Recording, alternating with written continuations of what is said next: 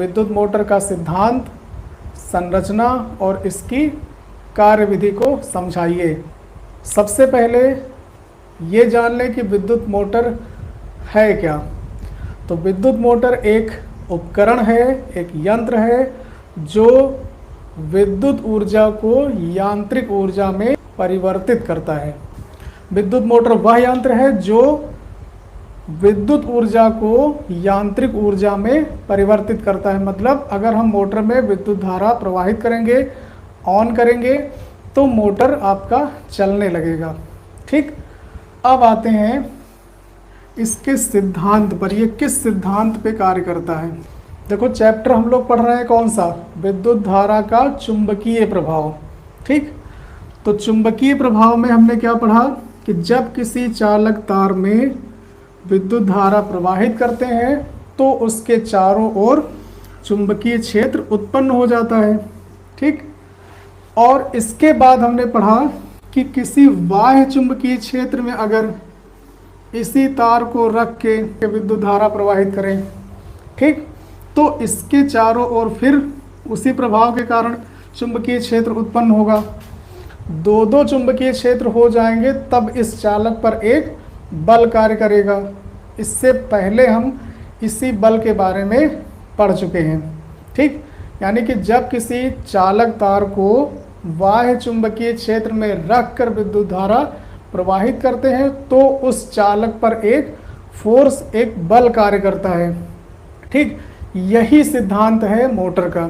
Motor में हम एक कुंडली को, मान लिया ये तार की एक कुंडली है, अब इसको किसी बाह्य चुंबकीय क्षेत्र में रखा जाए। इसी तरह से यही प्रक्रिया किसी बाह्य चुंबकीय क्षेत्र में अगर हम किसी कुंडली को रख के इसमें हम विद्युत धारा प्रवाहित करें, ठीक, तो कुंडली पर एक बल नहीं बल्कि दो बल कार्य करेंगे। क्योंकि इसमें देखो, एक भुजा में धारा की दिशा ये होगी और एक भुजा में विद्युत धारा की दिशा ये होगी। इसका मतलब चुंबकीय क्षेत्र की दिशा तो सेम है, लेकिन एक भुजा पर धारा की दिशा दूसरी है और दूसरी भुजा पर धारा की दिशा दूसरी है। इसका मतलब इस भुजा पर जो बल लगेगा वो उसकी डायरेक्शन अलग होगी और इस भुजा पर जो बल लगेगा उसकी डायरेक्शन अलग होगी। इसका मतलब अगर ये वाला बल नीचे की ओर लगेगा तो ये वाला बल ऊपर की ओर लगेगा। मतलब दोनों पर समान परिमाण लेकिन विपरीत दिशा के बल एक साथ कार्य करते हैं। इसलिए इन दोनों को मिला करके हम क्या कहते हैं कि एक बल युग्म कार्य करता है कुंडली पर। ठीक, और ये बल युग्म क्या करेगा, इस कुंडली को घुमाने का प्रयास करेगा। अगर कुंडली घूमने के लिए स्वतंत्र है, अपने अक्ष के परितः कुंडली घूमने के लिए अगर स्वतंत्र है तो वो अपने अक्ष के परितः घूमने लगती है। बस इसी सिद्धांत पर विद्युत मोटर कार्य करता है। सिद्धांत में क्या लिखेंगे, यह है इसका सिद्धांत कि जब किसी कुंडली को चुंबकीय क्षेत्र में रखकर विद्युत धारा प्रवाहित करते हैं तो कुंडली पर एक बल युग्म कार्य करता है जो कुंडली को उसके अक्ष के परितः घुमाने का प्रयास करता है। अगर कुंडली घूमने के लिए स्वतंत्र हो तो वो अपने अक्ष के परितः घूमने लगती है और मोटर आपका चलने लगता है। ठीक, तो ये तो हो गया इसका इंट्रोडक्शन एक लाइन में, और ये हो गया इसका सिद्धांत। अब बात करेंगे विद्युत मोटर की संरचना की। तो सबसे पहले हम इसको बनाएंगे और फिर उनमें जो जो भाग हैं उनके बारे में हम बात करेंगे। ठीक, सबसे पहला भाग आपको बनाना है क्षेत्र चुंबक।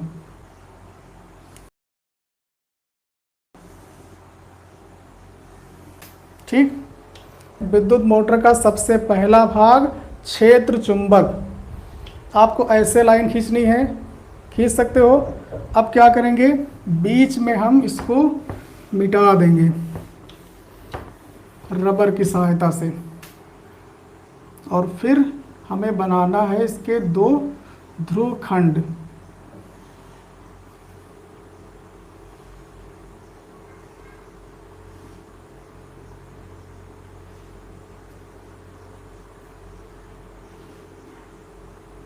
एक ध्रुवखंड हो जाएगा N और एक हो जाएगा S। ठीक, तो ये है विद्युत मोटर का पहला भाग, क्षेत्र चुंबक। ठीक, बन जाएगा आसानी से। एक ध्रुवखंड इसका है N और दूसरा ध्रुवखंड है S। सबसे पहला भाग क्षेत्र चुंबक। यह एक शक्तिशाली चुंबक होता है जिसके दो ध्रुवखंड N व S होते हैं। हो गया पहला भाग। दूसरा भाग, अब इन दोनों ध्रुवखंडों के बीच आपको रखनी है एक आयताकार कुंडली, जिसको हम लोग कहेंगे आर्मेचर। दूसरा भाग है आर्मेचर। आर्मेचर क्या है? ये एक आयताकार कुंडली होती है और ये है इसका धुरा। ये एक आयताकार कुंडली होती है जिसे नर्म लोहे यानी कच्चे लोहे के क्रोड पर तांबे के अनेक फेरों को लपेटकर बनाया जाता है। ठीक, कहाँ रखी है? दोनों ध्रुवखंडों के बीच में। मान लो ये एक आर्मेचर कुंडली है, तो इसको कहाँ रखना है? ये दोनों ध्रुवखंडों के बीच में रखी रहेगी, क्योंकि बीच में ही चुंबकीय क्षेत्र है ना, N से S की ओर। और दिशा भी हमें पता है, N से S की ओर चुंबकीय क्षेत्र की दिशा है। इन दोनों ध्रुवखंडों के बीच में हमने रखा आर्मेचर कुंडली। तो इसका जो दूसरा भाग है वो है आर्मेचर। आर्मेचर क्या है? यह एक आयताकार कुंडली होती है जिससे नर्म लोहे यानी कच्चे लोहे के क्रोड पर तांबे के अनेक फेरों को लपेटकर बनाया जाता है। और ये कहाँ रखी होती है? ये दोनों ध्रुवखंडों के बीच में स्थित होती है और अपने अक्ष के परितः घूमने के लिए स्वतंत्र होती है। इसको आप घुमा सकते हैं। ठीक, ये इसका अक्ष है, ये इसका अक्ष है और ये अक्ष के परितः घूमने के लिए स्वतंत्र है। ठीक, तो दो भाग समझ में आ गए। पहला क्षेत्र चुंबक, दूसरा आर्मेचर। तीसरा भाग इसका, तीसरा भाग क्या है? विभक्त वलय। नाम से ही पता चल रहा है, वलय मीन्स होता है छल्ला यानी कि रिंग, और विभक्त मतलब बीच से कटा हुआ। तो ये एक छल्ला होता है जो बीच में दो बराबर भागों में कटा होता या बटा होता कह सकते हो। ये पूरा छल्ला है और अगर इसे हम बीच से काट दें, यहां से लो कट गया। अब ये दो बराबर भागों में बट गया। ये एक छल्ला है जो बीच में दो बराबर भागों में, बीच से दो बराबर भागों में बटा होता है। इसे कहते हैं विभक्त वलय।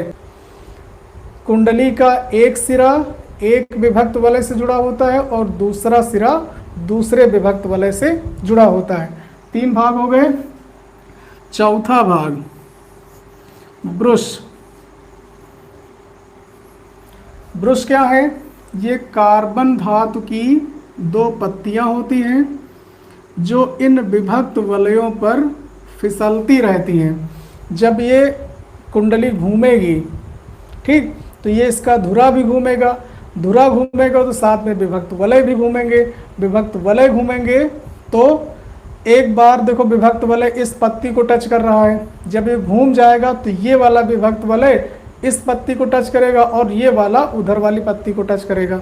ठीक, तो ये कार्बन धातु की दो पत्तियां होती हैं जो इन दोनों वलयों पर फिसलती रहती हैं यानी टच करती रहती हैं। एक को अगर हम मान ले x तो दूसरे को हम मान ले y। तो इनका संबंध संयोजक पेंचों से करके बैटरी से जोड़ देते हैं। ठीक, समझ में आएगी बात? तो ये लग गए इसमें बैटरी, प्लस माइनस। विद्युत धारा की दिशा प्लस से माइनस की ओर। अब ये विद्युत धारा इधर से चलेगी प्लस से माइनस की ओर, तो ब्रुश x में जाती हुई और फिर इससे देखो इस विभक्त वलय में आएगी। विभक्त वलय से कुंडली के इस जो सिरा जुड़ा हुआ है इसमें जाएगी और इससे होते हुए कुंडली की इस भुजा में जाएगी, फिर इससे होते हुए यहाँ जाएगी, फिर वापस इसी तरह से ब्रुस वाई से वापस आती हुई प्रतीत होगी। तो ये कुल 4 भाग होते हैं विद्युत मोटर के। पहला है क्षेत्र चुंबक, दूसरा है आर्मेचर, तीसरा है विभक्त वलय और चौथा है ब्रश। विद्युत मोटर के 4 प्रमुख भाग हैं। नंबर 1 क्षेत्र चुंबक, यह शक्तिशाली अस्थायी चुंबक है जिसके ध्रुवखंड N व S होते हैं। बहुत आसान, बनाने में भी कोई प्रॉब्लम नहीं होगी और लिखने में भी कोई प्रॉब्लम नहीं होगी। नंबर 2 आर्मेचर, यह एक आयताकार कुंडली होती है जिससे नर्म लोहे या कच्चे लोहे के क्रोड पर तांबे के अनेक फेरों को लपेटकर बनाया जाता है और ये दोनों ध्रुवखंडों के बीच में स्वतंत्र होती है घूमने के लिए, ठीक वहीं पर स्थित होती है। नंबर 3 विभक्त वलय, ये एक वलय होता है जो बीच में 2 बराबर भागों में बटा होता है। इन दोनों भागों को विभक्त वलय कहते हैं। एक विभक्त वलय कुंडली के एक सिरे से जुड़ा होता है और कुंडली का दूसरा सिरा दूसरे विभक्त वलय से जुड़ा रहता है। ब्रुश, ये कार्बन धातु की 2 पत्तियां होती हैं जो दोनों विभक्त वलयों पर फिसलती रहती हैं। इनका संबंध 2 संयोजक पेंचों से करके उस बैटरी से कर देते हैं जिससे हमें विद्युत धारा इसमें भेजनी होती है, ठीक। कार्य विधि, सबसे पहला काम है यहाँ से हमें विद्युत धारा भेजनी है, ठीक। तो विद्युत धारा कैसे जाएगी? एक ब्रुश से होती हुई इसमें प्रवेश करेगी और दूसरे ब्रुश से वापस चली आएगी, है ना। अब ध्यान से देखो कैसे विद्युत धारा मोटर में जाएगी। मान लो इसकी भुजा है A, B और ये है C और ये है D। एक भुजा है AB और एक भुजा है CD, ठीक। अब इसमें देखो चुंबकीय क्षेत्र की दिशा आपको पता है N से S की ओर, विद्युत धारा की दिशा आपको पता है। अब हम क्या करेंगे, इनकी भुजाओं पर लगने वाले बल की दिशा को हम ज्ञात करेंगे कि AB भुजा पर बल किधर लगेगा और CD भुजा पर बल किधर लगेगा। और बल की दिशा ज्ञात करने के हमारे पास 2 नियम हैं। एक है फ्लेमिंग के बाएं हाथ का नियम और एक है दाएं हाथ की हथेली का नियम। कौन सा लगाएं? देखो सबसे पहले हम बात करेंगे भुजा AB की। भुजा AB कुछ इस प्रकार है, अगर इधर हम बनाएं, ये है भुजा AB, ठीक। इसमें विद्युत धारा की दिशा है ये और चुंबकीय क्षेत्र की दिशा है ये।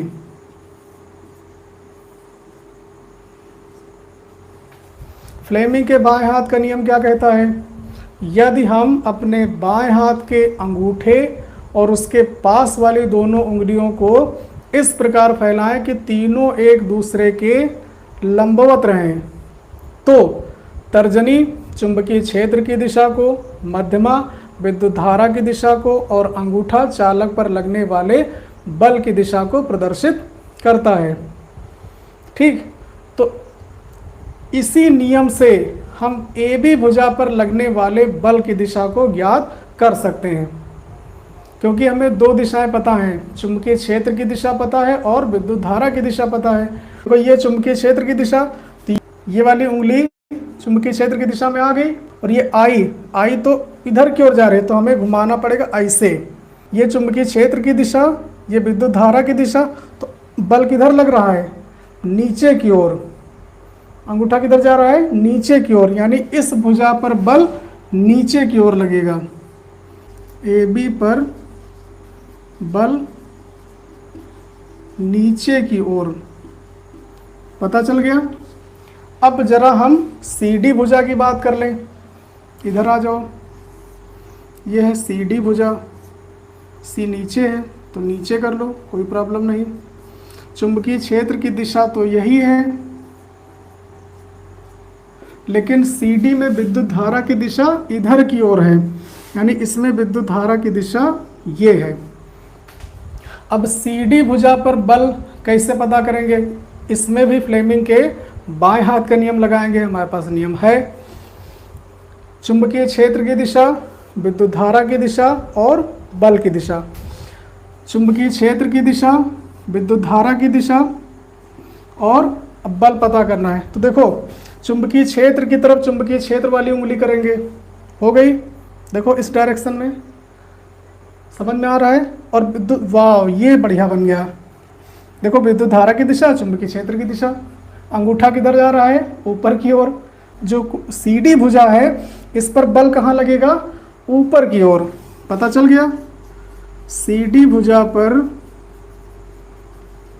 बल कहाँ लगेगा, ऊपर की ओर।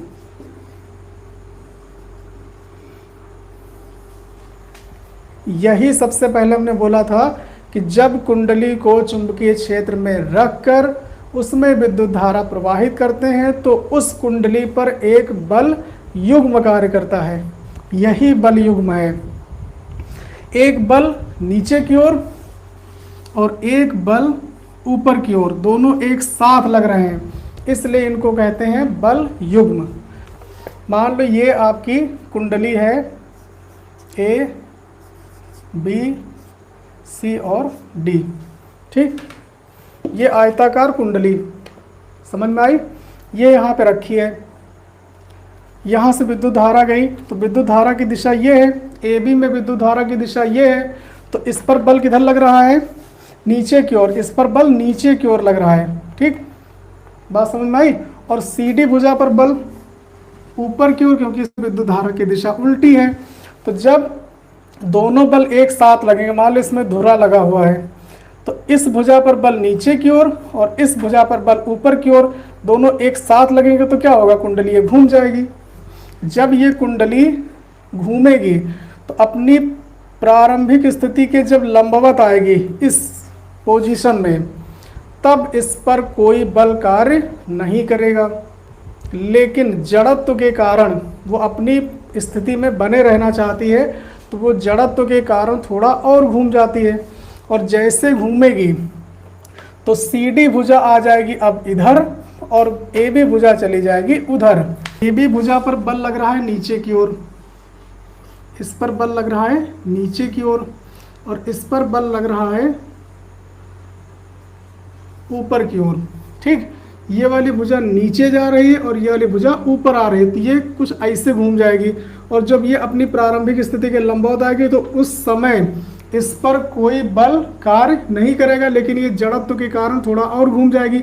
और जैसे घूमेगी तो ये CD भुजा आ जाएगी इधर और AB भुजा चली जाएगी इधर।